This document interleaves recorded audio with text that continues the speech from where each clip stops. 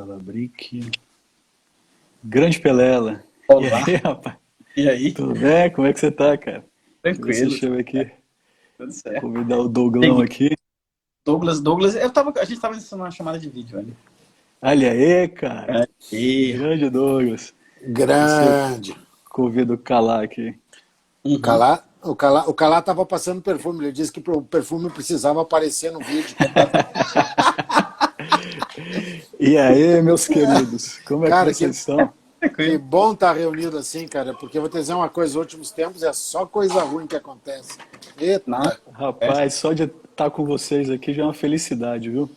maravilha. E como é que vocês estão? Tá tudo bem? tudo bem. Tudo. A gente tá falando com o Pelela agora, que o pai dele teve um probleminha de saúde aí, mas a gente tá falando no privado agora aqui. Não tá ao vivo ainda, né? Tá ao vivo, tá ao vivo. Já está ao vivo, já estamos no Instagram. Boa noite a todos. Boa noite, Então tá. Então vamos voltar isso que a gente estava conversando aí. Saúde Então para quem vamos. precisa, né, Pelela? Saúde para quem precisa, né, Pelela? Tava falando pro pessoal que tô aqui em São Luís, né, hoje, excepcionalmente, por causa da saúde do meu pai. Mas tá tudo certo. As melhoras aí, Pelela. Saúde para ele. Saúde Bom, pra ele. vamos aí então, né, começar nosso Vamos lá? encontro aí para conversar um pouco sobre esse clássico, já clássico, né, o Garantismo Penal Integral. Aqui, ó. Temos aí 10 anos, mais de 10 anos do Garantismo Penal Integral, né, da primeira edição do Garantismo Penal Integral. Esses dois caras que estão aqui aparecendo são os irresponsáveis por essa obra ter sido feita.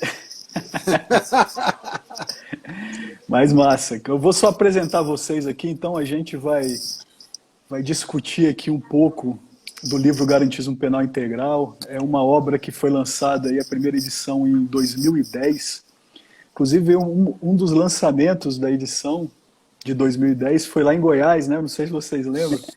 Lembro. Lá no evento que a gente fez, lá em Goiânia, vocês fizeram o lançamento lá. Que você Pra organizou o gente- evento na PRGO. Foi, Excelente. foi. Lembro, sim. Pois é, e para nós foi uma honra aí ter recebido vocês lá na unidade para lançamento do livro, né? O livro tinha acabado de sair. Sim. Tinha acabado de sair, muito bom. Eu me lembro, Daniel, ainda te interrompendo, depois nós fizemos em Porto Alegre, e meu filho tinha 4 anos, e nós temos uma foto com ele, em Me cima lembro. da mesa, Pelela, Bruno e o meu filho junto com o livro lembro. na mão. Cara, que bacana. Bom, Muito bacana, muito bacana. Mas vocês aí, eu vou apresentá-los então para quem está nos assistindo agora. O Douglas Fischer, todo mundo conhece, é professor, procurador regional da República, mestre em Direito, é professor em diversos cursos. Pelela, Eduardo Pelela, também procurador regional da República, mestre em Direito. E o nosso amigo Bruno Calabri. São os 3 coordenadores do livro, que é procurador regional da República também, mestre em Direito e doutorando agora, né, Calabri, lá pela Universidade de Brasília. E os 3 são coordenadores dessa obra, o Garantismo Penal Integral, que é uma obra clássica já no lançamento e no desenvolver dessa obra, houve algumas críticas a ela, houve quem gostou, quem não gostou. E eu gostaria de que vocês comentassem um pouco sobre isso, né? O que levou vocês se unirem a fazer, a consolidar esse conjunto de textos. Eu, inclusive, tenho um texto nesse livro chamado A Elite do Crime, o Discurso de Resistência ao Laxismo Penal, e que em 2015, olha que engraçado, em 2015 eu achei que o texto já estava datado, quando vocês pediram. Eu até conversei com o Júlio sobre o texto. Pois é, eu achei, o texto está datado e tal. Mas agora, na situação que a gente se encontra, eu acho que o texto está atualizado. Foi reatualizado pela situação. tá atualizado bastante. Caminhamos em círculos no Brasil. Eu queria ouvi-los então, primeiro o Douglas aí, Douglas. Como é que vocês se uniram para...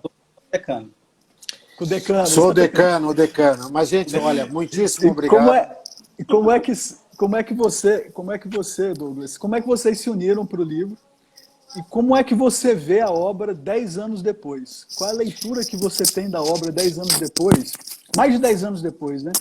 E Perfeito. eu gostaria também que você falasse um pouco sobre o seu texto especificamente, que o texto Tá. que abria o livro, mas que Uhum. depois, com a inserção de um texto do professor Ferradioli, ele ficou o segundo texto Óbvio, do livro, né? óbvio, óbvio. Então, gostaria só que você falasse um pouquinho sobre como é que foi esse processo de criação, como é que vocês chegaram a conversar, pô, a gente precisa lançar uma obra nesse sentido, e falasse um pouco do texto e como você vê hoje esse texto 10 anos Uhum. depois, aí, mais de 10 anos depois do lançamento da primeira edição da obra. Maravilha. Olha, Daniel, em primeiro lugar, eu gostaria de agradecer a oportunidade que tu estás dando para a gente conversar com muita gente por aqui. O Instituto está sendo espetacular por essa importância de dar a palavra a todas as pessoas que querem falar com seriedade sobre direito. E sobre isso eu preciso esclarecer algumas coisas, né? Vamos por partes. Eu há muitos anos vinha tentando ler, escrever e pesquisar, sobretudo pesquisar sobre as obras do professor Ferraioli. E eu confesso que bem mais de 10 anos, eu estou falando de coisa de 15 para 20 anos, eu vinha achando que alguma coisa não soava bem no meu ouvido, na medida em que eu só via falar de uma parte dos direitos. E aí eu, certa feita, resolvi pesquisar, li muito. Até hoje eu leio sobre seus escritos. Recentemente, inclusive, eu encontrei em Roma, faz talvez 20 dias. Num curso da escola, né? Num curso que eu tive a honra de participar, que eu fui pela escola.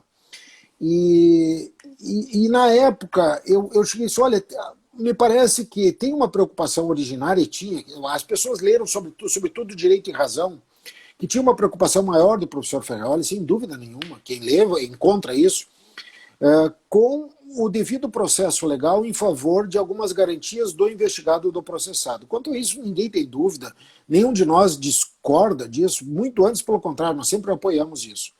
Mas aquela visão que o garantismo ele não apoiaria todos os direitos fundamentais me pareceu sempre algo que incomodou. E eu fui ler.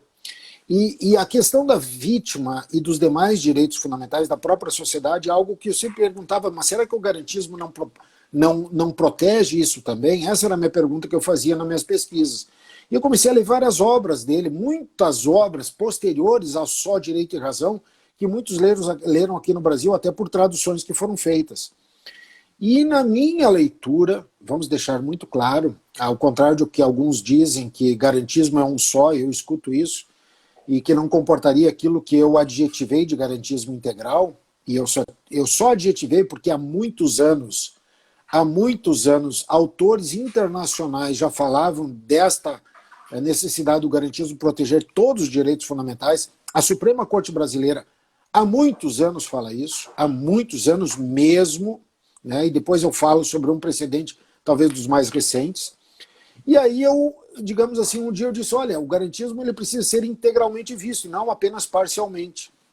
E aí por isso que eu resolvi adjetivar, dizendo, nós temos que chegar no garantismo integralmente feito, né? Como proteção não apenas de uns direitos fundamentais, de todos os direitos fundamentais. Até porque o professor Ferraioli, ele diz nas suas obras que garantismo é proteção de todos os direitos fundamentais. Ele diz ipsis literis, isso não sou eu que estou dizendo, basta ler, sem qualquer ideologia, nem questão de querer não defender isso. Ele escreve isso. Bom, e aí eu comecei a escrever alguns textos sobre o garantismo, e certa feita, escrevi vários, e certa feita esses dois grandes amigos, o Bruno e o Pelela, um dia primeiro o Bruno me liga e diz, Douglas, quem sabe a gente escreve um livro sobre isso. Eu disse, o Bruno, tudo bem, mas quanto tempo tu pensa a gente escrever um livro? Não sei se tu lembra, Bruno, tu chegasse uns 6 meses. Eu disse, tu tá maluco, cara, é impossível a gente fazer isso. Mas em suma, aí o Pelela, a gente conversou, vamos escrever um livro, vamos. Mas a gente tem que esclarecer várias coisas. Primeiro, nós convidamos juízes, promotores, advogados, várias pessoas para escreverem sem nenhum direcionamento, todo mundo tinha total liberdade para escrever o que quisesse. absolutamente tudo. Nós não filtramos ideologicamente, conteudisticamente, nada, nenhum texto. E essas pessoas escreveram, e basta ver que essa obra, que foi feita num tempo recorde, e depois saiu a segunda edição, depois saiu a terceira edição, com a participação do professor Ferraioli, escrevendo um texto que não era inédito, evidentemente, mas chamando o Ministério Público como uma instituição de garantias, que é o que ele sempre escreveu há muitos anos, e poucos autores aqui no Brasil divulgam esse texto dele. E depois, na quarta edição, e hoje em dia eu continuo vendo o seguinte, acho, com todas as vendas de quem defende o contrário, que nós não atiramos tão longe do que a doutrina internacional vem dizendo há muitos anos, e o próprio professor Ferraioli diz. Esse é o ponto central. Ele sempre defendeu, recentemente eu sempre defendi que a vítima e o réu no processo têm os mesmos direitos. Os mesmos direitos. E a questão de um ano atrás, eu assisti numa live dele, por um período pandêmico, e tentaram induzir o professor Ferraioli numa pergunta, né? Ele estava dando uma palestra para o Brasil, e perguntaram para ele, vem cá, como é que o senhor vê esta contradição desta ideia do garantismo integral, que ele procura tirar os direitos do réu? Ele disse, não, peraí, isso não tem contradição nenhuma. Nenhuma. Os direitos da vítima e os direitos do réu são os mesmos, direitos a um processo justo e eles têm os mesmos direitos. É isso que eu sempre disse naqueles primeiros textos e que depois vários colegas, todos vocês, o Bruno, Pelela, tu, outros integrantes de outras áreas começaram a escrever e vejam, isto não é nenhuma coisa que eu disse eu não puxo para mim uma originalidade de nada, eu só fiz um adjetivo, isso eu admito. Mas se nós olharmos os escritos do professor Canares, recentemente falecido, se nós formos olhar os escritos do professor Antônio Bálsamo, que é um doutrinador que escreve muito sobre os precedentes do Tribunal Europeu de Direitos Humanos, ele utilizava uma expressão que eu descobri recentemente, veja bem, Daniel, ele utiliza uma expressão, garantismo a 360 graus, que nada mais é do que todos os direitos. Né? E quer dizer, ninguém quer tirar direito de ninguém, só que aqui no Brasil se criou uma cultura que, desculpe dizer isso, é com respeito que eu vou dizer, mas alguns autores dizem, não, isso não é garantismo, isso é invencionismo. Bom, o próprio professor Ferraioli, o autor da teoria, ele diz que o paradigma dele é inacabado. Ele diz, ipsis litis, basta ler o livro dele, e não distorcer o que ele diz. E alguns autores dizem, não, isso aqui está acabado. Garantismo, isso aqui, quer dizer, eu vejo que às vezes permeiam algumas conclusões querendo dizer, garantismo é só isso aqui, e ninguém pode mais falar nada disso. E aí eu preciso lembrar uma coisa. A expressão garantismo não é do professor Ferraioli. Pouco sabe disso. E eu também não sabia disso. Eu fui pesquisar, é do professor Antônio Martinetto, que escreveu em 1954. Veja bem, muito antes do direito e razão, muito antes, né? E se confunde mesmo garantismo. Recentemente eu vi uma pesquisa, já vou passar a palavra para todos, estou fazendo uma introdução mesmo, em que a imprensa fez uma pesquisa sobre o Supremo Tribunal Federal dizendo alguns juízes são positivistas, outros são garantistas. Gente, isso é de uma insanidade maluca, porque o cara mais positivista que eu conheço é Luigi Ferraioli, e seu... na verdade, a expressão, Douglas, é legalista. Legalista não, e garantista. Isso. Melhor, não positivista, legalista.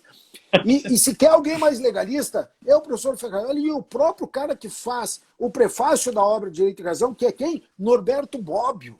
Quer dizer, são criados estereótipos ou qualquer outra coisa, como quem diz, bom, o garantista é aquele que só protege um direito, o resto não é garantista. Quer dizer, isto realmente é uma coisa que me incomodou.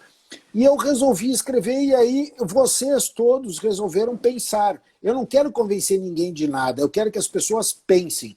E eu acho que o livro, ele teve esse propósito. Teve o propósito de trazer uma ideia para as pessoas aclararem essas ideias, que elas não estavam tendo esta oportunidade. Se elas concordarem conosco, ok. Se elas discordarem conosco, ok mesmo.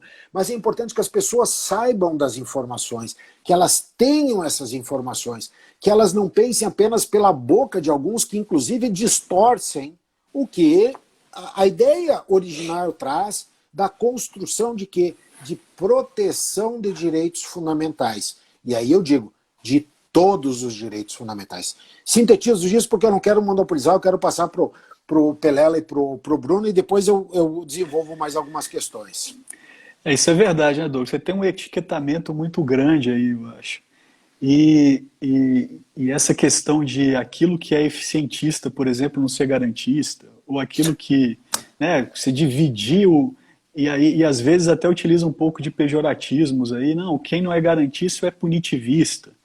Então, eu concordo contigo, porque um sistema que é eficiente não é um sistema garantista. Se você tem eficiência dentro do sistema, você tem que respeitar os direitos e garantias fundamentais, como você coloca. Tanto numa vertente, né, que é a vertente da proibição do excesso, quanto na vertente da proibição da proteção da eficiente. Né? É muito simples. É simples até demais. Exatamente. Eu passo então aí para o Calabric, só para você também falar um pouco do seu texto e como você lê o seu texto hoje, visto depois de 10 anos. Aí. Tá. Meu texto, eu li hoje de tarde novamente, né, para me preparar para essa nossa conversa, e infelizmente tive a mesma reação que você, Daniel. Infelizmente ele está muito atual. A gente acompanhando inquéritos instaurados de ofício pelo Poder Judiciário, conduzidos de ofício pelo Poder Judiciário. Eu escrevi sobre investigação criminal e pequenos mitos sobre investigação criminal no Brasil, para criticar algumas falsas concepções supostamente garantistas que associavam um papel do juiz na investigação criminal, como se destinatário direto fosse ele dessa investigação, tivesse um protagonismo, tivesse que ter um protagonismo. Eu fazia essa crítica para uma certa doutrina que foi se construindo na época da primeira edição, mas que hoje parece estar muito viva, muito, muito forte. Mas eu queria falar um pouquinho, Daniel, ainda sobre a pergunta inicial que você fez a Douglas, né? O que motivou essa publicação? Eu acho que a palavra-chave que Douglas usou, eu vou repetir aqui, é a palavra incômodo. Nos incomodava muito ver sendo construída no Brasil uma doutrina que não é exatamente o que Ferraioli escrevia. Eu brinco dizendo que esse livrinho aqui é um dos livros, é uma das teorias, né, um dos livros mais citados e menos lidos que o direito já produziu. Agora a gente tem que ter algo em perspectiva. Vamos lá. O Ferraioli publicou o livro dele, o original italiano, em 89. Esse livro foi traduzido logo depois para o espanhol, então alguns professores aqui no Brasil tiveram acesso, começaram a replicar nas universidades. Mas a edição brasileira foi publicada só, traduzida para o português, né? Foi publicada só em 2002. Então nós temos, de 2002 para cá, exatamente 20 anos da publicação do livro no Brasil. E de lá para cá, o que nós percebemos, né? Uma apropriação da expressão garantismo nos sentidos mais estapafúrdios possíveis. Hoje está na boca do povo. Chamar um ministro de garantista e outro ministro de legalista ou punitivista ou que seja o quê. Mas numa acepção completamente equivocada, completamente deturpada, e não é por culpa de quem não lida com o direito todo dia, não é por culpa do leigo nem da imprensa. Na verdade, isso brotou da própria comunidade jurídica. Essa interpretação equivocada que associava garantismo a exclusivamente proteção dos interesses do réu. Não é assim de jeito nenhum. Não foi assim que Ferraioli escreveu, não é assim que ele concebe, e ele já reiterou isso aí diversas vezes. Ele já disse que o garantismo é muito mais do que proteção exclusiva de direitos do réu. Né? Ele já disse isso várias vezes. Existe uma crítica ao garantismo. A gente tem que lembrar que, como Boulos também já ressaltou, não é uma teoria acabada, é algo em construção. O Ferraioli já disse isso, já reafirmou isso diversas vezes, e como qualquer construção humana não é imune a críticas. Nós podemos concordar ou discordar, podemos concordar com uma parte dessa teoria que ele concebeu, podemos discordar de outras, mas o fato é que nem o próprio autor a afirma como algo perfeito e acabado. O que me incomoda naquela época e me incomoda também hoje é afirmar que garantismo é uma coisa quando na verdade não é. É criticar, por exemplo, o garantismo como se fosse a exclusiva proteção de direitos da vítima, quando nem proteção de direitos do réu, quando nem Ferraioli afirma isso, e cada dia mais, a cada evento em que ele participa e é perguntado disso, ele é mais contundente nessa resposta. Não, não é isso. O garantismo é muito mais do que isso. Então, nós defendíamos isso desde a primeira edição dessa publicação que organizamos, né? E hoje percebemos que continua atual esse incômodo esses temas que nós trazemos aqui. Incômodo da nossa parte, na publicação original e nas edições que sucederam, esse incômodo acabou gerando um incômodo de uma outra parte. A partir da terceira edição, quando o próprio Ferraioli passou a integrar o time de autores desse livro, eu percebi que o incômodo de quem discorda desse livro que nós organizamos, esse incômodo aumentou. Porque assim, é muito difícil você dizer que um livro do qual participa o próprio autor da teoria, em que nós afirmamos, né, a partir da leitura que nós fazemos do garantismo de Ferraioli, né, que nós vamos que é de uma forma, esses críticos desse garantismo que é criado, que é ensinado, professado no Brasil, que limita a interpretação do garantismo a uma vertente apenas, a de proteção de direitos do réu, dizer que esse garantismo não é o que o próprio autor do garantismo está dizendo que é, ao chancelar com sua participação essa obra e em diversos eventos, especialmente no Brasil, ele é sempre perguntado disso, ao reafirmar que não, o garantismo é muito mais. Você falou de eficiência no processo penal, a gente precisa lembrar, a eficiência do processo penal, em sentido garantista, tem uma dupla acepção. A eficiência no sentido da proteção dos direitos de réus investigados e eficiência no sentido da justa punição a quem cometeu um crime. O processo penal serve para isso também. O processo penal não serve exclusivamente para proteger direitos do réu. Isso não tem o menor sentido, porque ele é instrumento da realização do direito penal. Temos o direito penal que tutela bens através da criação de tipos e de regrinhas para a incidência desses tipos, e temos o processo penal, que é o instrumento do direito penal material, o instrumento para aplicação do direito penal. Não há sentido em se conceber um direito processual penal se ele não tiver como propósito também a aplicação de uma pena justa a quem cometeu o crime. É isso que não parece não entrar na cabeça de muitos que criticam o garantismo integral. É bom também, já para encerrar e passar a palavra a meu amigo Pelela, é bom lembrar que o garantismo integral não é uma novidade. A expressão apenas ressalta o que, para nós, é um equívoco dessa leitura feita no Brasil. O garantismo integral é um convite à compreensão do garantismo em sua inteireza, e não de forma parcial, enviesada, limitada à proteção de direitos de réus investigados no Brasil. Para não me alongar demais, não monopolizar, valeu, Daniel, mais uma vez pelo convite, obrigado a todos que estão nos vendo. Eu preciso mandar um beijo para minha mãe, que sempre acompanha as lives que participa no Instagram. Dois, beijo, quatro, mamãe. Três, vários. 4 beijos aí. Obrigado pelo convite, parabéns, Daniel, pela iniciativa do IDI. Pelela, tu me dá só uma parte rápido.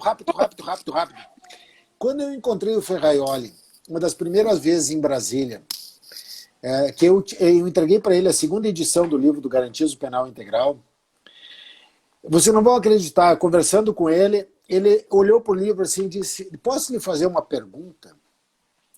Pode. Ele disse: por que você falou essa palavra integral aqui? Foi uma das primeiras coisas que ele me falou.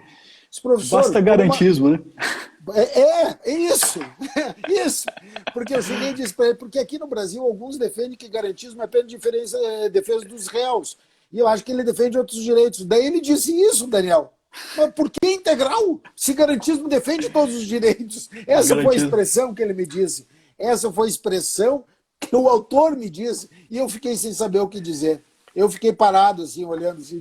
Bom, eu acho que eu não dei um chute tão longe. Pelela, desculpa aí. Pelela. Uma redundância, né? Mas, Calabri, que é isso? O processo ele tem diversas funções institucionais, né? Uma das funções institucionais é a contenção do poder do Estado, mas não única função institucional. Então, nós temos também a função institucional de busca da verdade, de uma correta hermenêutica dentro do processo. É isso, é exatamente isso.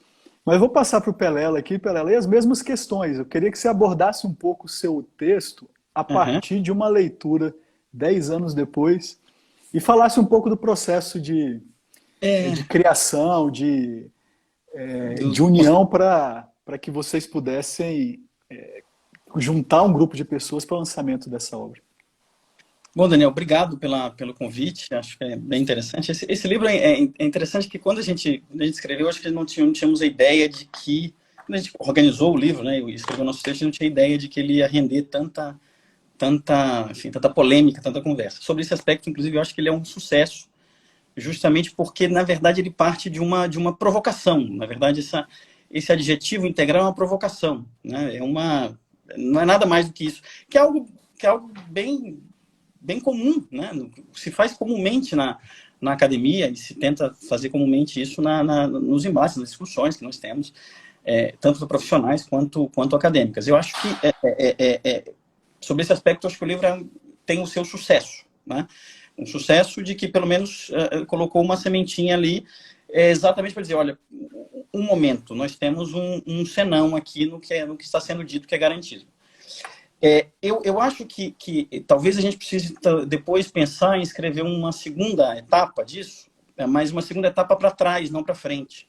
Estava pensando isso esses dias, depois do convite, eu comecei a ler um pouco alguns textos sobre o garantismo, e acho que nós precisamos fazer seriamente uma reconstrução histórica do que foi o garantismo na Itália, de onde é que ele nasceu, especificamente do seu momento histórico, de onde foi que ele surgiu e para que ele surgiu, e mais, para entender depois as apropriações indevidas que foram feitas em seu nome, também já na Itália, né, porque isso existiu na Itália, existem algumas obras que são sobre isso. Eu me lembro de um texto interessantíssimo sobre o discurso de velhos garantistas, em que se abordava justamente isso. Os garantistas verdadeiros, que são basicamente de onde é que nasceu, de uma certa reação a um problema estrutural do processo penal italiano que é herdeiro da década de 70, quando a Itália passou por aqueles momentos muito difíceis, Brigadas Vermelhas, etc. Enfim, isso gera, no momento, um impacto grande no processo penal para um lado e depois a balança pende para o outro.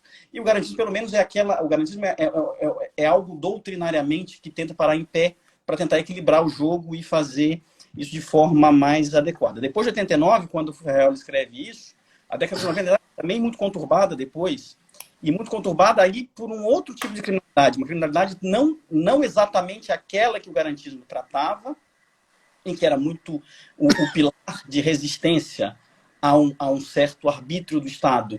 Era muito claro, muito evidente a questão do terrorismo, e depois o problema das organizações de caráter mafioso da década de 80, mas na década de 90 vem os crimes, a Itália vem em relação aos crimes de corrupção. E aí, lá na Itália, nós temos aí uma apropriação também lá indevida dessa palavra, e também lá, em algum momento, isso deriva para algum tipo de problemas doutrinários. O que eu quero me referir é o seguinte: quando nós falamos do garantismo penal integral, nós obviamente não queremos esse nome, inclusive o Douglas escreveu deu esse nome integral. Eu sinceramente, podemos botar outro nome, direito, né, processo penal eficiente, justo, etc. Qualquer um. Mas o fato, especificamente, é que nós tentamos falar para aquelas pessoas que têm verdadeiramente uma vontade de entender o processo penal garantista como um processo penal eficiente, correto, seguro, que defenda os direitos do réu, mas que também procure verificar a eficiência da persecução, enfim, que nós tenhamos. Eu não tenho nenhum tipo de. Eu acho até. Às vezes eu vejo o Bruno fazer umas discussões na internet, eu até invejo a disposição dele. Eu também. Com algumas coisas, porque eu não tenho nenhuma ambição, nenhum interesse de discutir com aqueles que se dizem garantistas, são garantistas de ocasião, em que o garantismo vale para o meu amigo e não vale para o meu adversário, né? É um garantismo seletivo, né? A primeira coisa, ter adversários no processo penal, adversários verdadeiros, adversários que ultrapassam o processo penal, e usar o processo penal para esse tipo de acerto de contas é o erro básico. E segundo, se arvorar garantista nessa coisa, realmente aí nós não estamos tratando no terreno da ciência jurídica, estamos tratando no terreno da barbárie jurídica e do cinismo jurídico. Então, em relação a isso, eu acho que a obra tem essa visão. Esse é o primeiro ponto. Do ponto, no segundo, a segunda questão, que é o meu texto, eu também, o que o Daniel falou, eu também achei, bom, o meu texto é o mais datado do livro, porque eu falo de uma questão sobre a accionata dos crimes tributários, quando lá atrás começou a conversar, não, já tinha decidido, mas tratava do problema da prejudicial administrativa nos crimes tributários, que é assim que chamavam na época. E eu abordo no meu texto o problema da ação penal. E digo, olha, a prescrição dos crimes tributários, lá naquela época, dizer, olha, do jeito que nós estamos tratando aqui, a prescrição tem que ser vista de outro jeito. Tá? Só que lendo isso e lendo, por exemplo, os posts do Douglas no Instagram, certo? O meu texto cabe certinho no problema da execução da prescrição, da prescrição da pretensão executória. Executória. A mesma coisa, igualzinho. Accionata. Não muda absolutamente. Se você substitui os pressupostos ali do texto e coloca desse mesmo jeito, ele está igual. Portanto, eu acho que isso, resumindo, assim, minha parte é, nós precisamos ter, e acho que foi autenticamente nossa ideia na época e continua sendo nossa ideia. Nós temos a intenção de discutir de peito aberto, com muita, digamos, com muita serenidade sobre as visões diferentes de processo penal. De fato, eu não tenho nenhum interesse de discutir com quem usa o processo penal para outros interesses que não sejam esses e que a gente sabe muito bem quais são. Eu realmente não, para isso, eu não tenho nenhuma disposição. Mas boa fala, Perelli. Eu queria só pegar o gancho da sua fala e perguntar para vocês o que vocês acham dessa questão da militância processual. Então, tem um grupo realmente que lê o processo dogmaticamente, tem uma seriedade dogmática. Mas tem um grupo que usa o processo para a militância e reafirma a necessidade de utilizar esse processo para a militância. O processo penal ele serviria sim para essa militância. Como é que vocês veem isso? E Pelela colocou bem essa questão de garantismo de ocasião, às vezes uma defesa de determinados interesses que vão além dos interesses dogmáticos. Como é que você vê isso, Calabric? Eu queria te ouvir primeiro, depois eu passo para o Douglas. Tá bem. Quem me acompanha no Twitter sabe da minha indignação com esse tipo de postura. Processo penal é coisa séria. O processo penal, o que o Ferrari propõe, é racionalidade.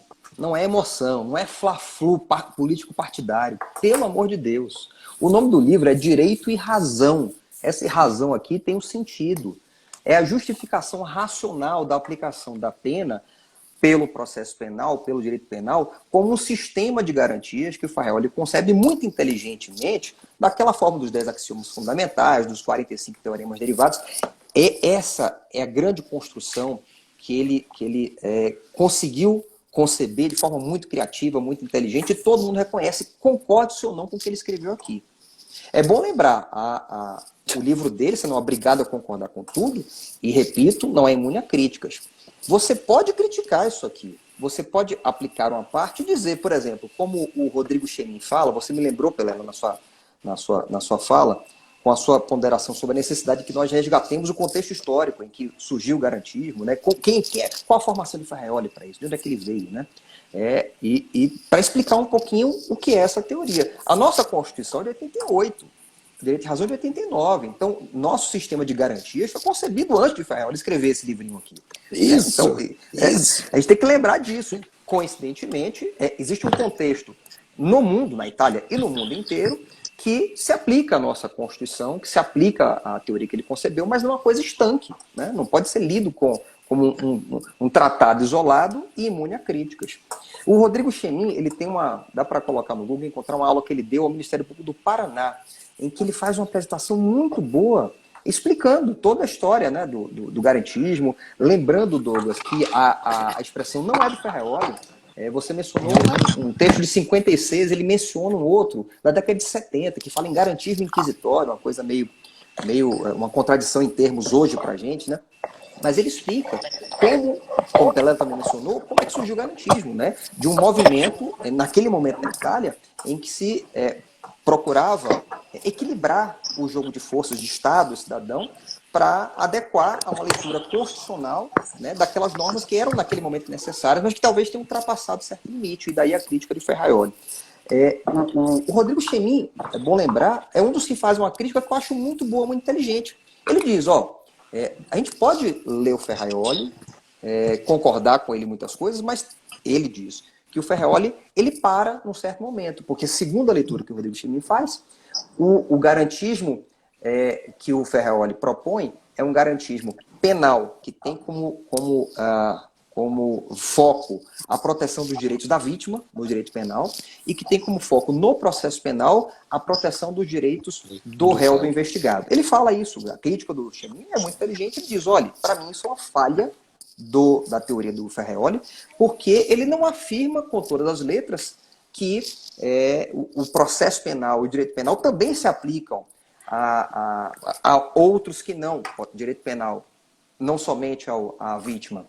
Na verdade, eu discordo do Rodrigo Chemin, com todo o respeito, como professor brilhante que ele é, porque o Ferraioli concebe até os próprios axiomas fundamentais, por exemplo, ao afirmar que o princípio da legalidade é uma garantia do agente, né? Uma garantia do agente. Ao momento que o Estado limita a aplicação de uma sanção ao que é previsto num tipo penal, a lei tem que prever aquele crime, o princípio da legalidade, ele está, sim, possibilitando a aplicação de uma pena através do processo futuro, para aqueles que tiverem cometido um crime, mas também limitando a atuação do Estado. Então, na hora que ele prevê um tipo penal, prevê determinada conduta como crime, ele está, sim, protegendo aquele bem jurídico, como no homicídio, protegendo a vida, mas está também protegendo o interesse de todos aqueles que não praticaram aquela conduta descrita naquele tipo ideal.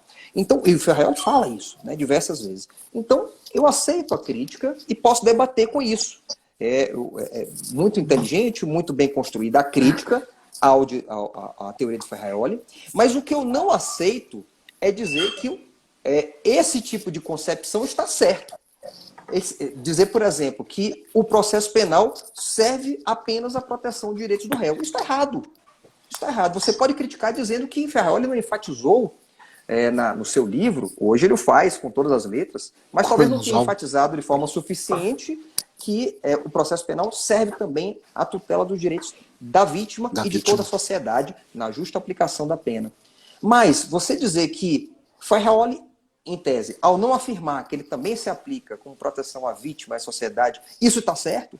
Dizer que o processo penal não serve para mais nada, a não ser a proteção dos direitos do réu, e isso está certo? Está errado. Está errado. Nem Ferraioli defende isso, entendo eu, nem é isso que nós devemos defender. O processo penal é um instrumento da aplicação da pena justa a quem cometeu um crime, conforme as regras estabelecidas na Constituição e nas leis.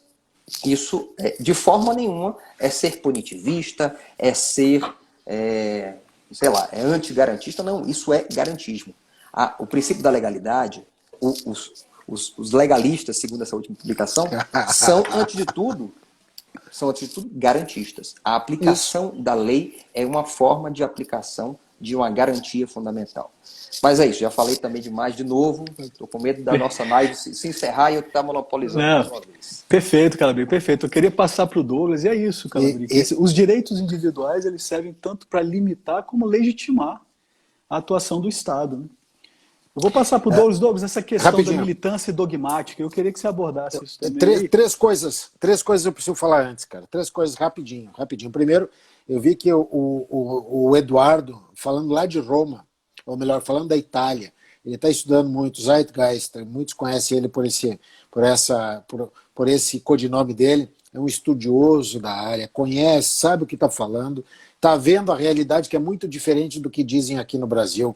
Minha saudação a vários que estão aqui, colegas nossos, mas especialmente o professor Andreas Eisele, que está aqui conosco agora comentando. Mas eu quero dizer 3 coisas antes de responder objetivamente o que tu está dizendo. A primeira, as pessoas só leram Direito e Razão, que foi uma das primeiras obras do Ferraioli. Se lerem as obras atuais, vão ver que ele já diz muitas outras coisas. Muitas outras coisas. Tá? E uma delas, a Calabric, que é a seguinte, eu já vou responder, tá? A tua pergunta, Daniel. Tá? Recentemente o professor Ferraioli disse o seguinte, perguntaram que a proposta do garantismo integral era contrapor os direitos da vítima e do réu na medida que isso desprotegeria os direitos do réu. Olha o que ele disse. Ipsis litteris, quem quiser me pede, eu mando o vídeo do Ferraioli falando. O vídeo. eu creio que o direito da vítima e do réu é o mesmo, da vítima e do acusado é o mesmo. Olha só, é dizer, há uma verdade processual que deve ser argumentada com a técnica da prova. É o mesmo direito, não tem nenhum conflito. Isso quem disse foi Ferraioli. Isso ele disse em 2021. Mas os autores brasileiros não gostam de dizer isso, aqueles que vão pela militância. 2. O professor Fernando Mantovani. Veja, o que o Bruno falou. Em 2002 o livro foi publicado aqui. Em 2003, o professor Fernando Mantovani chegou e disse o seguinte, italiano também. Eu estou lendo aqui para manter a originalidade. Isso está na Revista Italiana de Direito Processual Penal de Milão, no ano 46, número 3, página 2003, página 709. Portanto, estou dando a fonte. O Sistema Supranacional de Proteção dos Direitos Humanos indica claramente a superação de uma ideia normalmente identificada como se tratando de um garantismo penal unilateral do direito do agressor em vez dos direitos da vítima. Poxa, quer algo mais claro do que isso? Mas o professor Antônio Bálsamo, em 2014, também, numa obra chamada o artigo 3º da Convenção Europeia de Direitos Humanos e o Sistema Italiano da Prescrição, ele diz: o garantismo a senso único foi suplantado no âmbito internacional, inclusive na Corte Europeia de Direitos Humanos, por um garantismo a 360 graus. Gente, isso não sou eu que estou dizendo. É um cara da Corte Europeia de Direitos Humanos. Vejam isso. Mas a Corte Interamericana de Direitos Humanos condenou o Brasil em 11 casos, todos por violação dos direitos da vítima. Daí eu escuto alguém chegar e dizer, não, mas a Corte é punitivista. Gente, isso é de uma falta de honestidade intelectual, para dizer o mesmo, ou menos, absurdo. Então, para responder o que tu queres, o que tu perguntaste, esta militância de alguns que acaba influenciando muitos, porque não dão a chance destas pessoas pensarem. Eu não quero convencer ninguém. Eu quero que as pessoas pensem. Eu quero que elas tenham chance de ter, como disse o Pelela e o Bruno, conhecimento do porquê das razões históricas. Porque as pessoas se dizem, eu sou garantista. Sim, mas tu sabe o que é ser garantista? Ser garantista é defender todos os direitos fundamentais, inclusive previstos na Constituição. E eu pergunto para as pessoas, a Constituição Federal prevê direitos fundamentais? Todo mundo diz prevê onde? Artigo 5º. A Constituição prevê deveres fundamentais? Ninguém responde. E aí eu pergunto, o que diz o artigo 5º? Direitos e deveres fundamentais, sabe por que isso? Porque todos, ou quase todos nós fomos quase que lavados cerebralmente a pensar apenas nos direitos de alguns. Os outros não têm direitos. No processo penal, e o Ferraioli nunca disse que o processo penal é apenas para direitos do réu. Ele escreveu numa das suas obras, é verdade, a lei do mais débil, do mais fraco. Ele escreveu isso. Mas daí o pessoal deturpa de uma maneira tal que as pessoas recebem aquele pacotinho fechado e elas recebem garantismo, isso aqui, ó. Fora disso não é garantismo. E não dão a chance às pessoas a pensarem. É isso que quando nós escrevemos, quando eu comecei a escrever, e quando o Calabric e todos os colegas, o Pelela e tu e todos os demais resolveram sair da zona de conforto, porque eu vou dizer uma coisa para vocês, é muito, muito ruim sair da zona de conforto, porque as pessoas fazem quase que te atacam pessoalmente, dizendo isso aqui é um absurdo, tu é um punitivista, tu é alguém que quer... Eu não quero nada além de que fazer um processo justo. E se as pessoas tivessem tempo de ler o que diz a sentença do caso Velázquez Rodrigues, que é a primeira decisão da Corte Interamericana de Direitos Humanos, que é de julho de 88. Julho de 88, antes da Constituição de 88, eu vou dizer para todos aqui o que disse a Corte Interamericana de Direitos Humanos. Não sou eu. A Corte rejeita a concepção originária de que direitos fundamentais somente impulsionam obrigações negativas dos poderes estatais, atestando a importância da justiça penal na proteção dos direitos fundamentais de todas as pessoas, inclusive das vítimas. Onde está isso? Caso Velázquez Rodrigues, onde eles claramente afastaram esta ideia de um garantismo de proteção de direitos apenas de uns. Sou eu que estou dizendo isso? Não. Não sou eu. E se tu me permitir, para encerrar, para provar o que está aí posto, 1 minuto apenas, e nada menos, porque eu quero ouvir o Pelela, eu quero referir a todos a decisão da Suprema Corte, tem várias, tem muitas, tem várias, do Supremo Tribunal Federal no recurso extraordinário 971-959. Isso é de 31 de julho de 2020. 31 de julho de 2020. Entre várias coisas que estão decididas ali, olhem ipsis literis o que disse o Supremo Tribunal Federal. A Constituição da República propugna pela proteção dos direitos fundamentais, não apenas contra os excessos estatais, mas igualmente, repito, igualmente, contra a proteção jurídica insuficiente, conforme a teoria da eficácia horizontal dos direitos fundamentais de todas as pessoas. É simples, basta não querer fazer uma lavagem cerebral nas pessoas e permitir que as pessoas pensem. Elas podem continuar discordando de nós, isso não tem problema nenhum, mas dizer para as pessoas que garantismo é esse pacotinho fechado, gente, isso é de um reducionismo, para dizer, é de uma pretensão que jamais Ferraioli teve. E aí eu não vou utilizar o adjetivo que me vem à cabeça para as pessoas que utilizam o processo penal para esta militância política. É. Bom, Pelela, você quer complementar? E eu já queria... Eu vou falar rapidamente só uma coisinha. Eu entendo, eu acho que um certo tipo de... Vou usar a expressão que você usou, Daniel, mas não vou dar o mesmo sentido. Um certo tipo de militância no processo penal, no sentido de afirmar determinadas coisas, porque eu acho importante que nós saibamos que nós temos camadas de processo penal aplicado, né?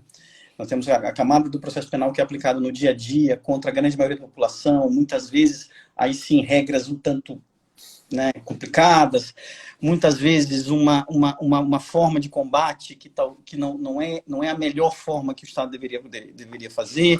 Enfim, nós temos uma série de coisas. Existe uma segunda camada, que é uma camada onde essas regras são apropriadas indevidamente. Essas concepções são apropriadas indevidamente. Vou dar um exemplo, e acho que todos vão entender mais ou menos as aproximações que nós temos aqui com o exemplo brasileiro.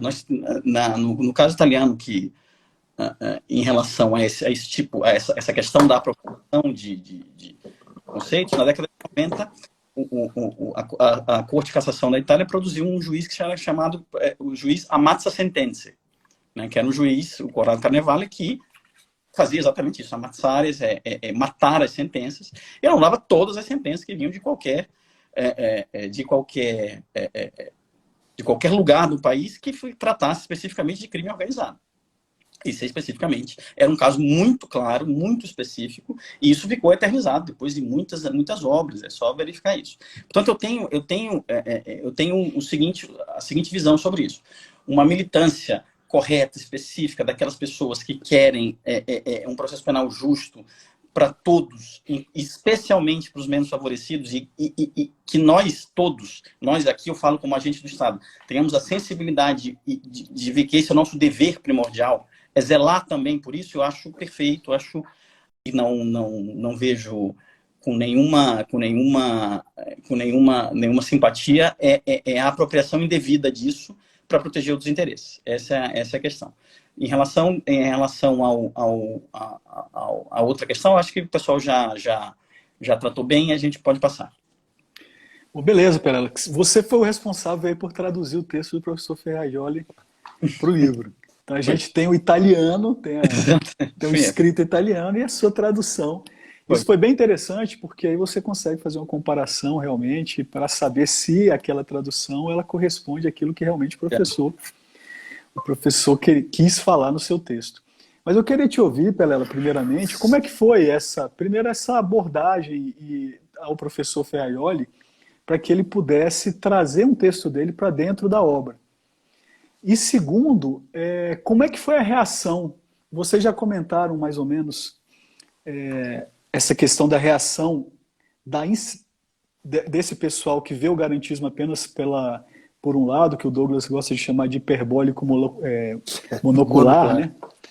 Então, como é que foi a reação do pessoal quando o professor autorizou a publicação de um texto dele dentro do garantismo penal integral? Eu gostaria de te ouvir primeiro, Pelela, depois passar para o Douglas. Foi interessantíssimo. Teve 3 aspectos que eu acho interessantes. A parte da abordagem, o Douglas tratou mais disso especificamente. A gente conversou na época, tivemos alguma coisa, mas o Douglas que fez mais ou menos a ponte. Eu vou deixar para ele contar a história, que foi interessante. As 2 outras partes eu acho que são bem interessantes. Primeiro, foi uma experiência muito rica de traduzir o texto. Porque, obviamente, quando você vai traduzir o texto, você tem que ler a obra inteira, saber onde é que está a obra inteira do autor, saber onde é que exatamente, enfim, as malícias e os pontos do texto se conectam com outros pontos de pensamento dele, para não cometer nenhuma silabada. Espero que não tenha cometido. Eu acho que esse texto ele engrandeceu muito a obra por 2 motivos. Primeiro, de fato, ele não digo que legitimou, mas ele pelo menos botou uma pulga atrás da orelha dos detratores iniciais, porque diz, olha, nós temos primeiro um texto do próprio autor, do próprio, digamos, o maior expoente do garantismo no livro. E isso significa que os autores tiveram a honestidade de tentar trazer a fonte para cá. Primeira coisa. E segunda coisa, se nós formos ler exatamente o que o texto diz, o texto especificamente do livro, ele é um texto que não... essas pessoas que criticaram inicialmente o livro não esperariam que estivesse no livro. Né? Isso. Não esperariam que estivesse no livro. Né? Esperariam que o livro fosse justificado a partir do autor com outro texto. E, ao contrário, o texto é enormemente equilibrado, fala, inclusive, dos 2 polos do processo penal, falam da necessidade de você ter um órgão de defesa público e equivalente, do outro lado, ao Ministério Público, que seja correto, e é verdade, tem toda a razão, com poderes equivalentes, com questões, talvez não poderes, mas com estrutura, com massa muscular, digamos assim, institucional, que seja o suficiente para ombrear um ao outro. Enfim, é um texto que digamos, estaria facilmente num livro sério de garantismo que não tivesse o etiquetamento que foi feito nesse. Estaria facilmente, e é um texto extremamente rico. Então, eu destaco esses dois pontos. Acho que foi muito rica a experiência de traduzir, né? De traduzir, porque a tradução vai muito além de você simplesmente fazer o verbo a verbo de uma língua para outra. Eu preciso fazer muito mais do que isso e contextualizar muito mais coisas. Depois, segundo,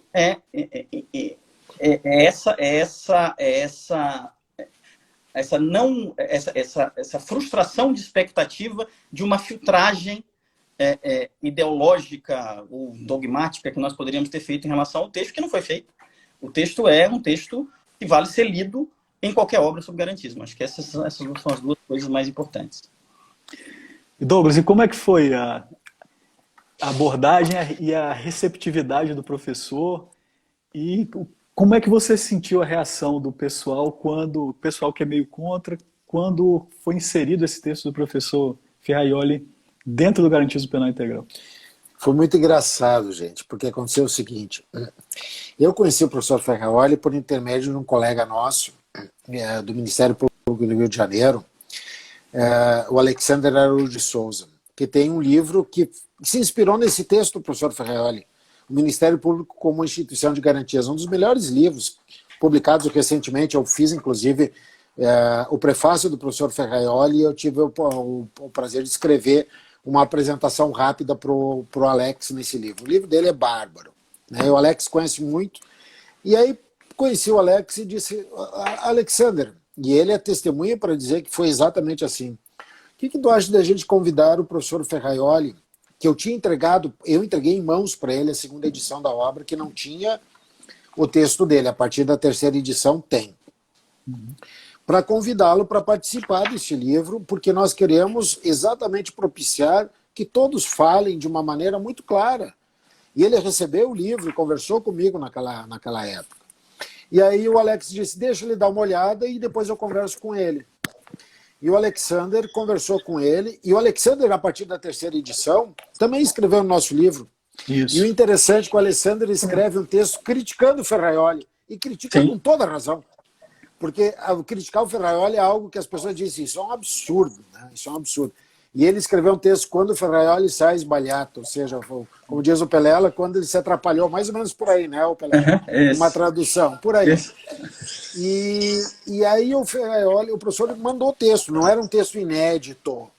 Vamos falar abertamente para todo mundo. Não era um texto inédito, mas ele mandou.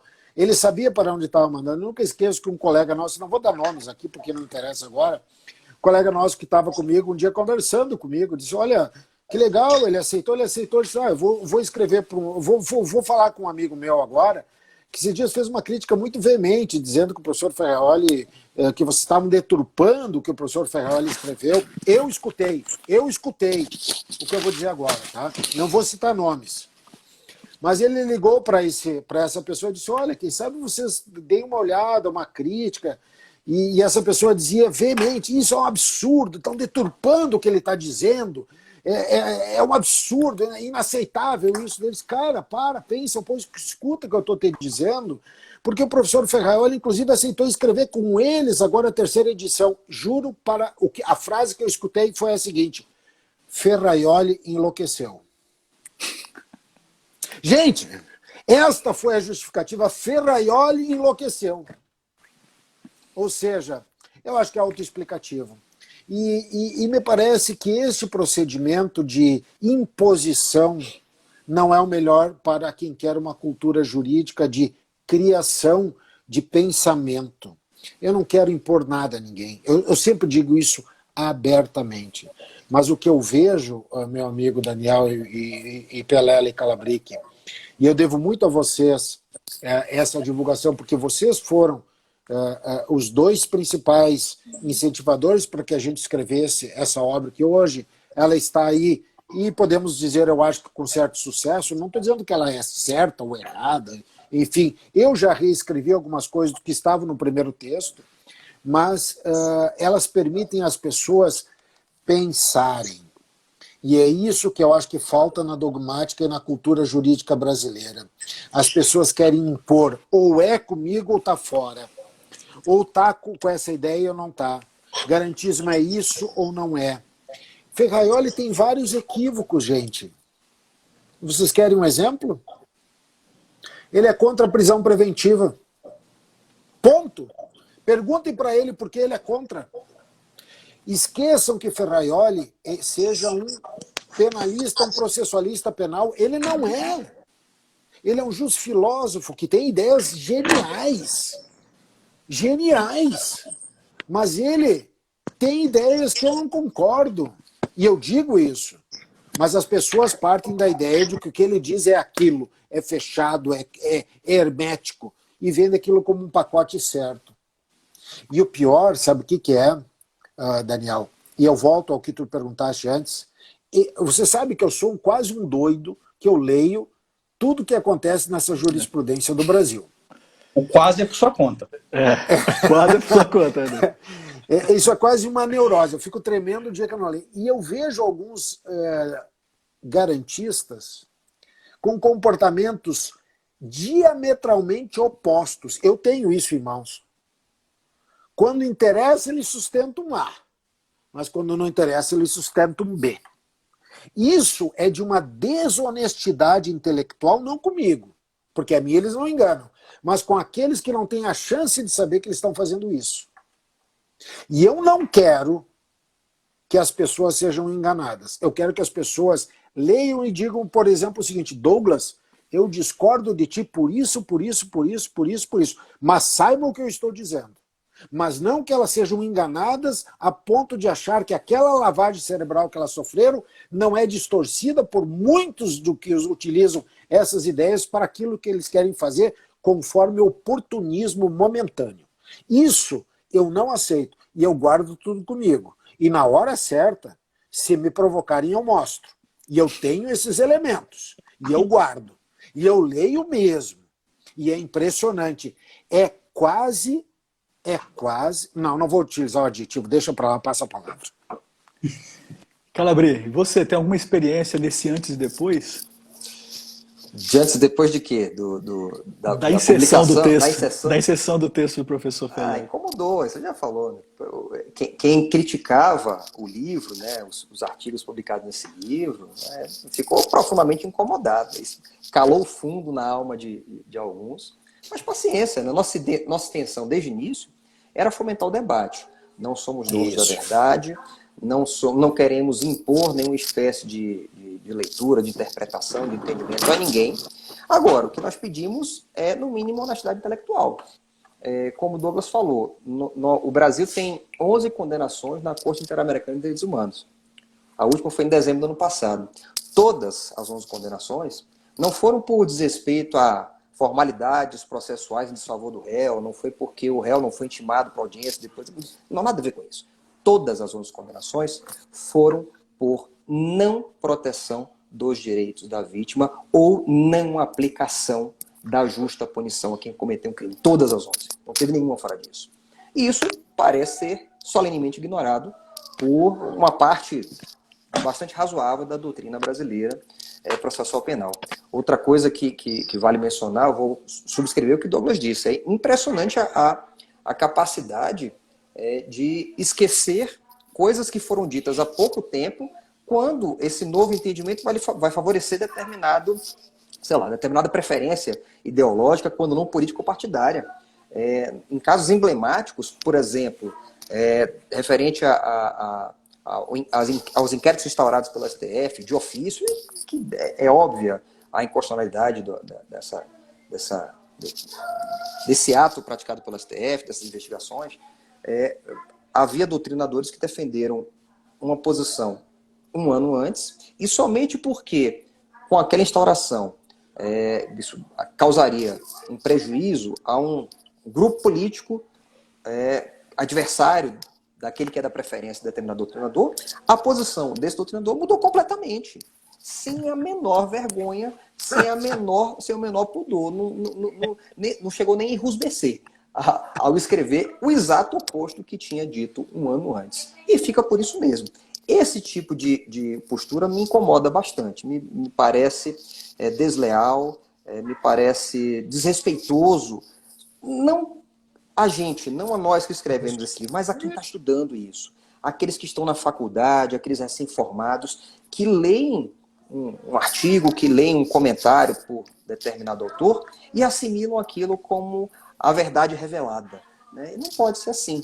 O mínimo que nós esperamos é lealdade, honestidade no debate, crítica respeitosa, mas sem que assumamos um papel de dono da verdade, um papel de censor da crítica, de censor da postura contrária. Qualquer um pode criticar o que nós escrevemos aqui nesse livro, o que nós defendemos, pode criticar o que o Douglas escreveu, eu, Pelela, você, Daniel, qualquer um.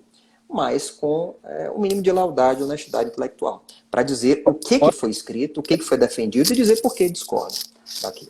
Uma questão.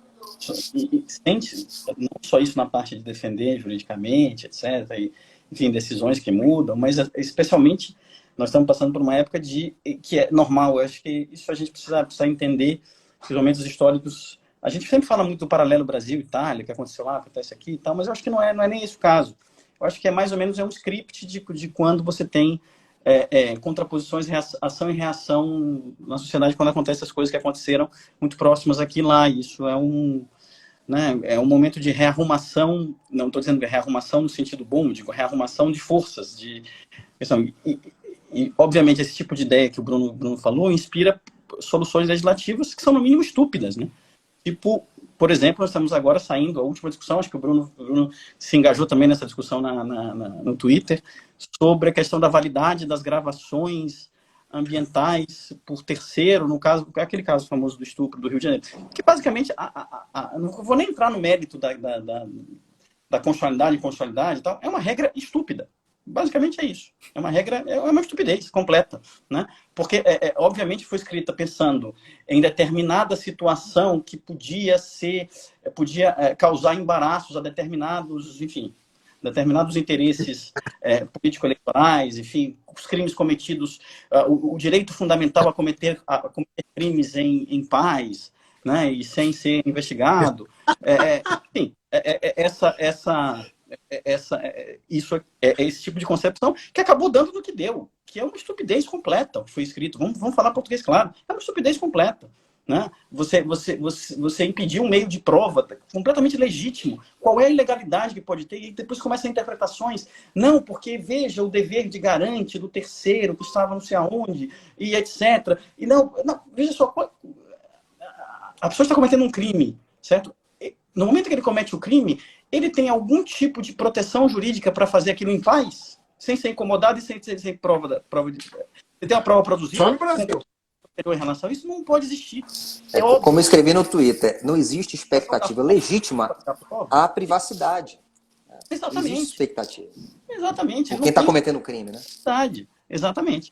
Portanto, esse tipo de raciocínio deturpado, falsamente garantista, idiotamente concebido, acaba dando soluções como essa. Nós vamos ter que agora derramar um monte de tintas para derrubar uma regra que é estúpida, simplesmente estúpida.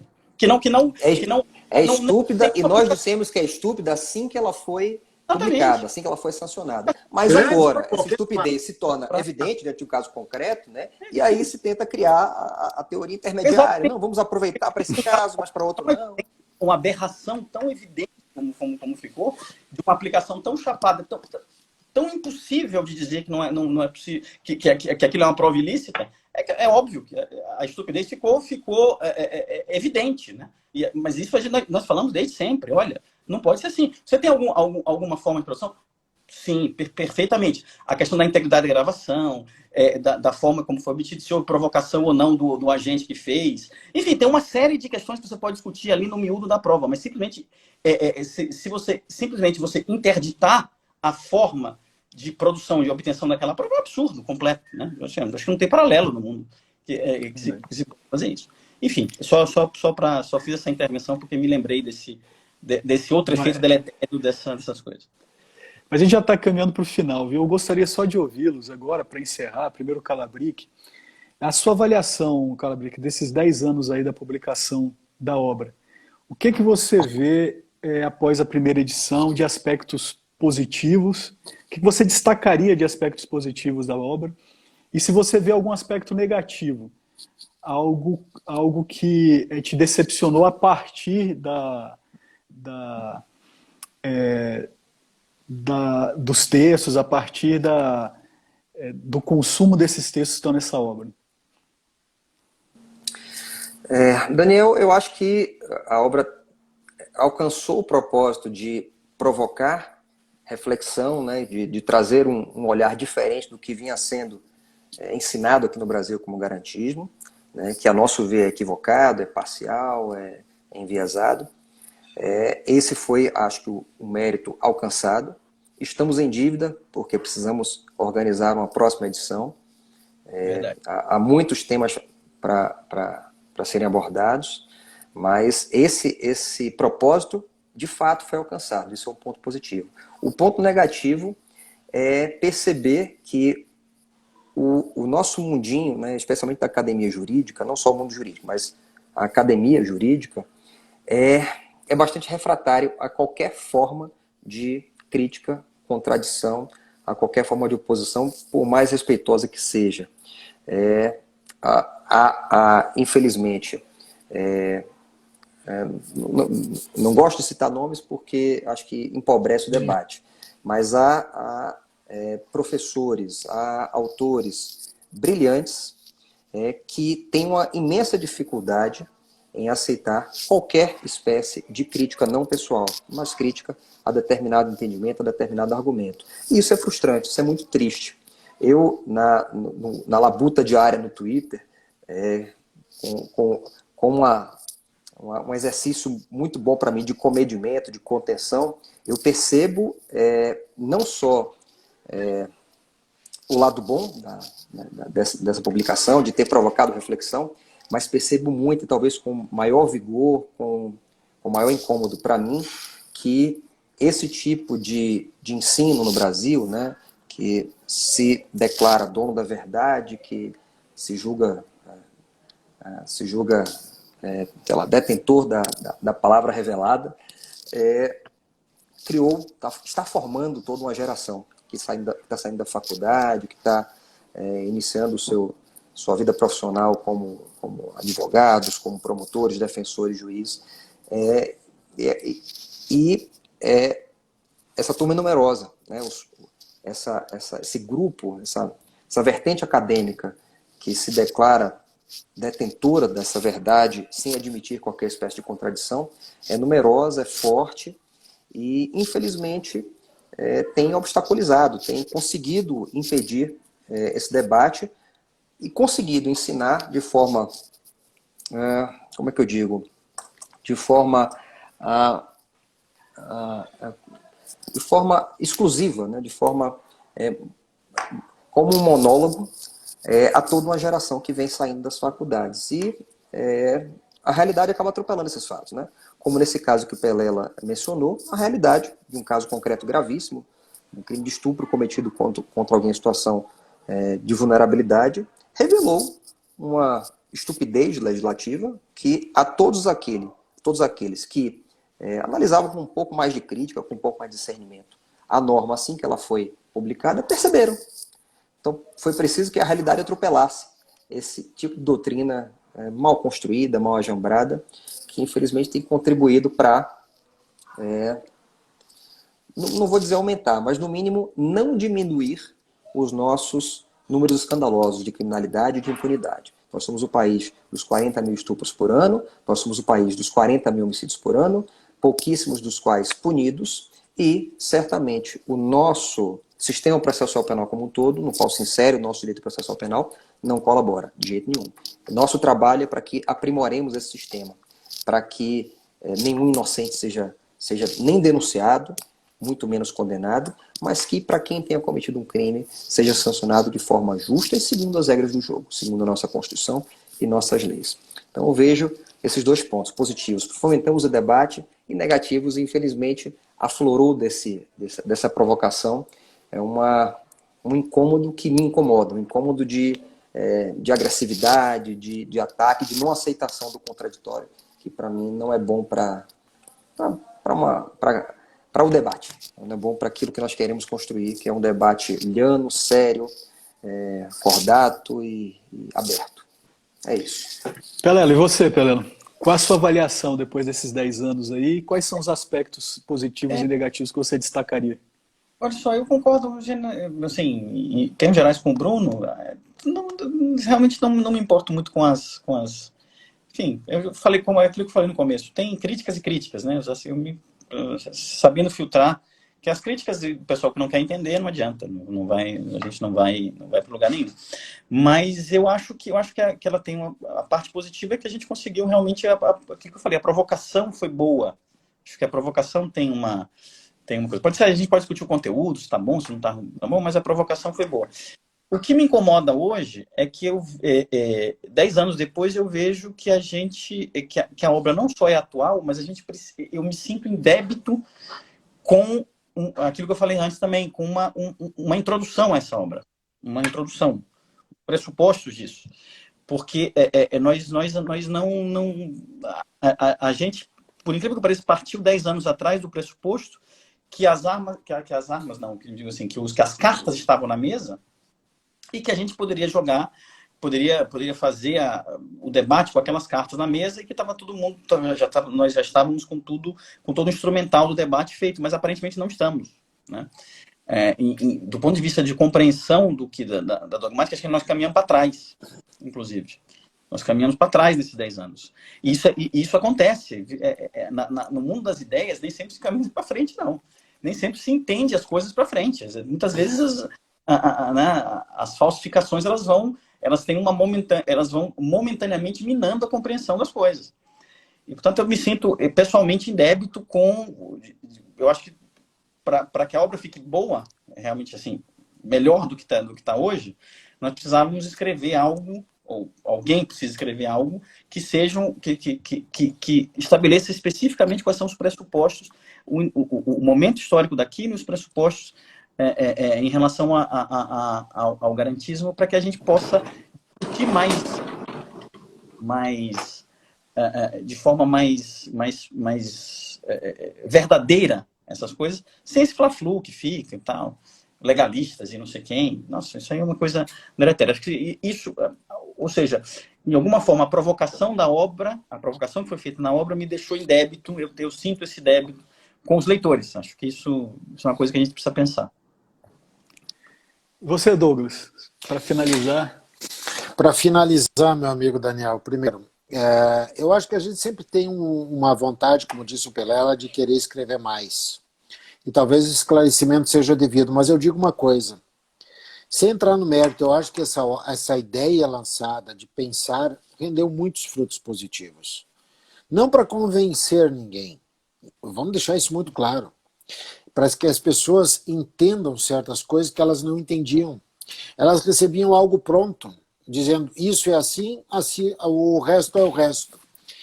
E eu acho que nós tivemos com esta ideia de lançar, o intuito foi atingido, o principal foi atingido. Eu acho que falta muita coisa que talvez nós, talvez não devamos nos preocupar tanto em ter que escrever. Eu acho que a gente tem que tentar fazer. E eu venho escrevi junto com o Frederico Valdez o livro das obrigações processuais penais positivas, que tem uma interligação muito forte com o tema do garantismo. Uhum.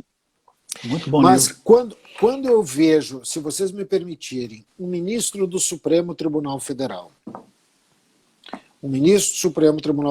dizendo que eu vou ler ipsis literis agora, talvez eu diga, eu acho que o objetivo foi atingido sob a ótica do debate. Ele disse, nós entendemos que a expressão garantismo integral significa garantir, pleonasticamente falando, ele está certo, assegurar direitos e garantias esculpidos quer na Constituição, quer em consonância da legislação infraconstitucional e, ao mesmo tempo, garantir a resposta justa, adequada, necessária às transgressões e aos ilícitos que sejam ou tenham sido cometidos. É isso. Nem mais, nem menos.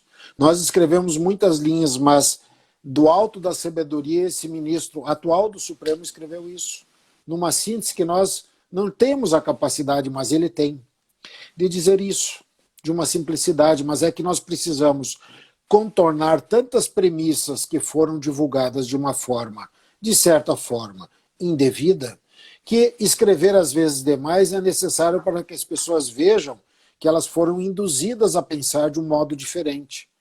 Induzidas, que coisa que nós não queremos. Nós queremos que as pessoas pensem, tendo todas as informações, o caminho que elas seguirem, bom, cada um tem a sua autonomia e autodeterminação para fazê-lo. Mas o estrago que foi feito nas últimas décadas, nesta academia, nesta comunidade jurídica, sobretudo quem está saindo das faculdades, é muito grande. E isso reflete na realidade do nosso direito. Reflete na realidade do nosso direito.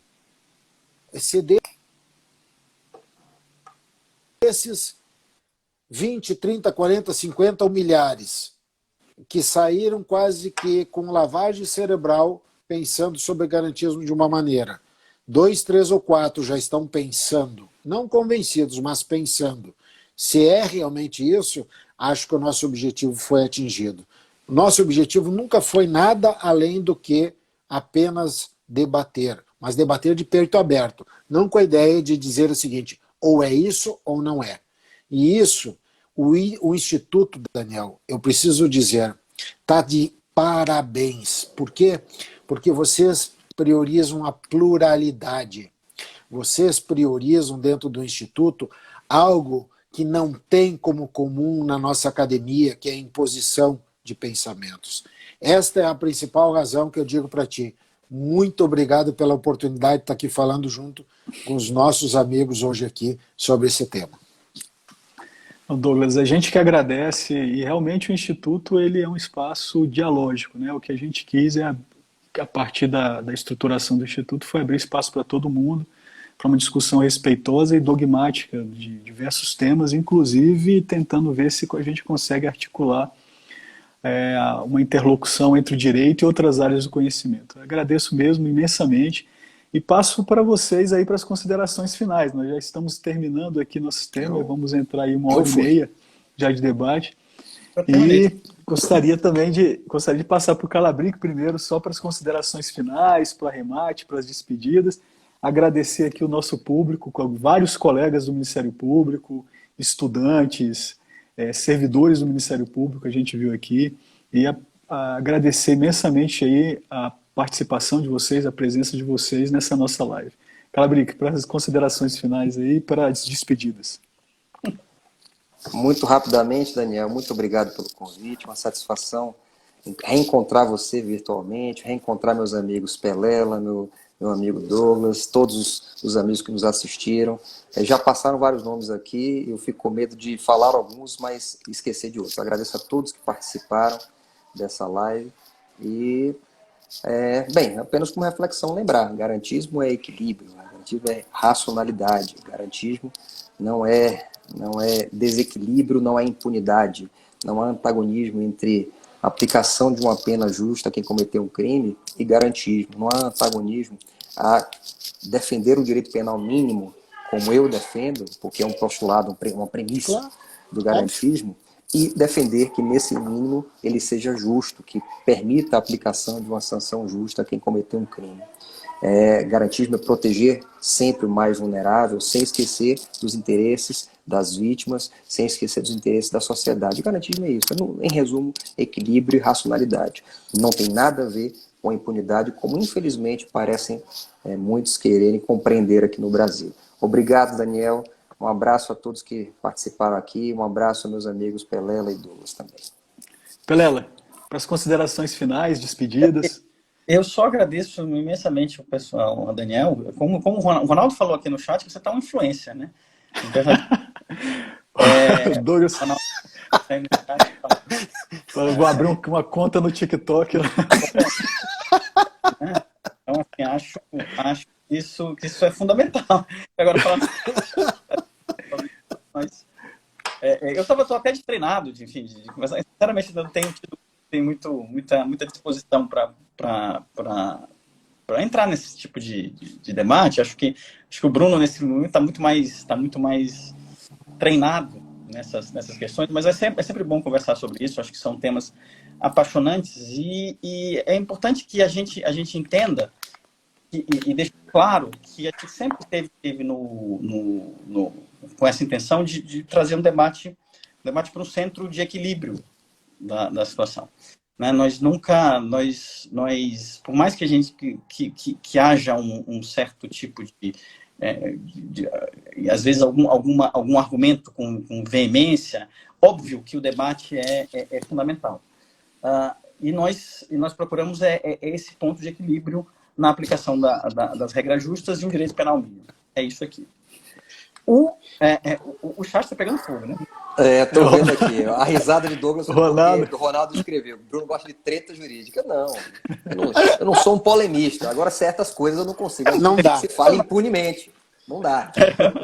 Deixa eu dizer uma coisa. Eu não vou falar aqui para vocês algo que é tudo que eu já disse, mas eu queria deixar registrado uma coisa para que o público saiba, aqueles que não souberem ainda.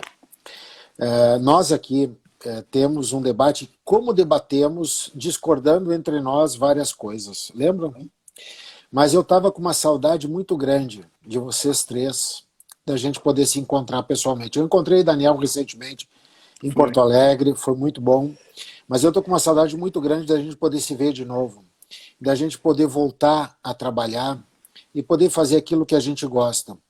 é fazer o nosso compromisso institucional e o nosso compromisso acadêmico. O nosso compromisso está relacionado com trazer ideias e fazer algo sério. Não queremos convencer ninguém. Em breve, eu tenho certeza que a gente vai estar podendo se encontrar pessoalmente. Mas essa live, Daniel, tu propiciaste hoje uma alegria muito grande para mim, ao menos para mim, de poder estar aqui com vocês três, tu, o Pelela e o Calabric, que são grandes amigos, que eu admiro profundamente. E ver todos que estão nos acompanhando aí, nossos colegas de MPF, e eu vi há pouco o Eduardo Schneider, que está lá na Itália, são 2 da manhã, ele está nos assistindo, gente. São 5 horas, são 5 horas de fuso horário, ele está nos assistindo, acompanhando aqui. Mas todos, apenas no nome dele eu agradeço essa enorme alegria de a gente poder estar conversando com vocês. Então, pessoal, foi muito bom, eu adorei. E desculpe alguns excessos, que às vezes eu não me contenho, porque o instinto às vezes não permite, mas a gente quer debater dialogicamente ao contrário de outros. Obrigado, Douglas, obrigado, Pelela, Calabric, a presença de vocês para a gente aqui foi uma honra para o Instituto. Muito bom também revê-los. Douglas, dia 5 de dezembro, possivelmente estarei em Porto Alegre novamente, aí, participando de um evento sobre direito probatório. Isso é bem bacana. Aí o churrasco eu farei. Combinado. Com suco de uva, que o Daniel só toma suco de uva, tá? Suco de uva. Gente, obrigado imensamente, Pelela. Muito obrigado pela sua presença. Calabric, obrigado pela sua participação. Douglas também, muito obrigado. Aqui o livro ele está esgotado. Tenho quase certeza que o livro está esgotado, porque eu dei uma olhada nele na Amazon, está quase R$600 o livro, cara. Tá. Acho que está esgotado. Pois é, quase R$600. Então já Eu acho que no site da Verbo Jurídico encontra ainda. Outro dia eu procurei, ainda tinha. No site da Verbo Jurídico. Eu não achei, Deu uma olhada na Amazon, tá com esse valor. Não sei se está esgotado. Não tem sentido, gente. Não tem sentido. Então já é uma raridade o livro. Já está sendo considerado uma raridade. Como o Pelela colocou aí, aguardamos a nova obra. Viu, aguardamos a nova obra. Valeu mesmo, Fisch. Obrigado mesmo. Valeu. Um abraço.